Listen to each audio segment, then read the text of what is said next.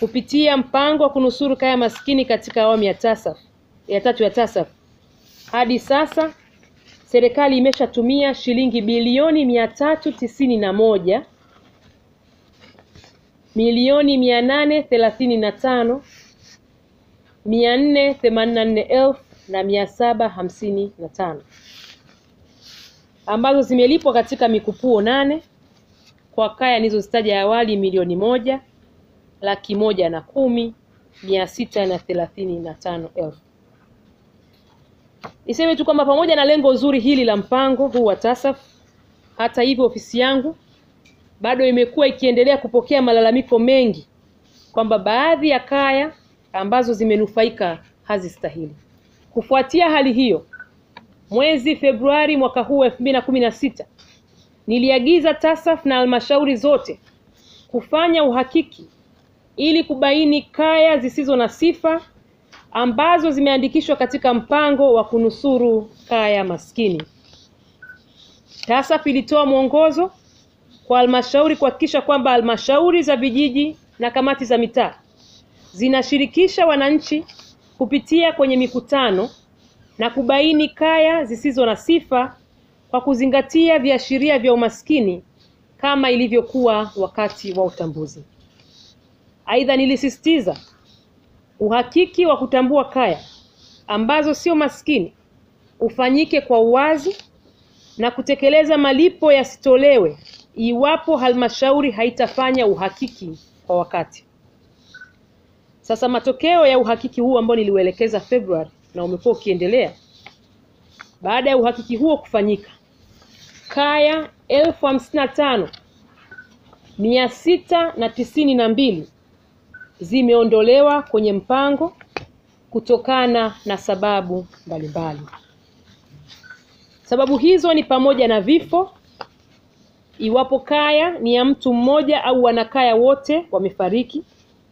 Lakini vile vile sababu nyingine ni kwa kaya ambayo ilikuwa inanufaika kuhamia katika kijiji au mtaa ambapo mpango haujaanza kutekelezwa, mtu kutojitokeza au kaya kutojitokeza mara 3 mfululizo wakati wa kupokea malipo ya ruzuku, mnufaika kuwa mjumbe wa kamati mbalimbali za usimamizi wa mpango, wastaafu, viongozi na watumishi wa umma.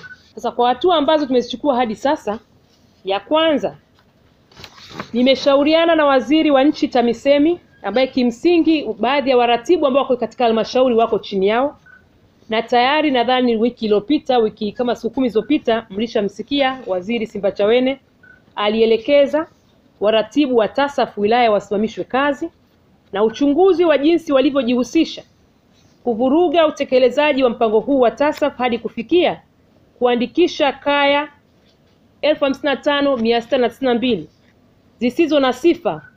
Tumeelekeza uchunguzi ufanyike dhidi yao. Ya pili, namwelekeza mkurugenzi au namwagiza mkurugenzi mtendaji wa TASAF awasimamishe kazi mara moja na kuendelea na hatua nyingine za kinidhamu dhidi ya maafisa washauri na ufuatiliaji 106 ambao itabidi wasimame kazi mara moja, walioko katika halmashauri ambao ni maafisa washauri na ufuatiliaji walioshindwa kufuatilia na kusimamia mpango huu wa TASAF awamu ya 3 mpaka kupelekea kaya zisizostahili kuingizwa kwenye mpango na kuendelea kulipwa isivyostahili.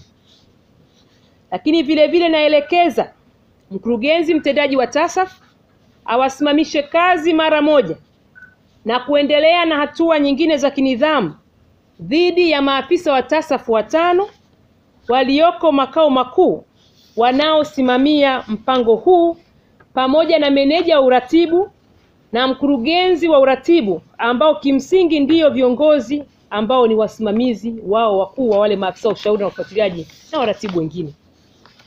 Aidha, naagiza ufanyike uchunguzi wa kina ili kubaini ushiriki wa maafisa hao na kuchukua hatua stahiki kwa wale watakaothibitika hao wanaosimamishwa. Sasa uchunguzi utafanyika wa kina ili kuona ni namna gani wamehusika kwa kina katika kuvuruga utaratibu wa utekelezaji wa mpango au kuwepo udhaifu katika usimamizi, ufuatiliaji na uwajibikaji. Aidha, mkurugenzi mtendaji wa TASAF ahakikishe uchunguzi umekamilika katika kipindi kisichozidi mwezi mmoja kuanzia leo, na nipate taarifa stahiki kuhusiana na uchunguzi huo.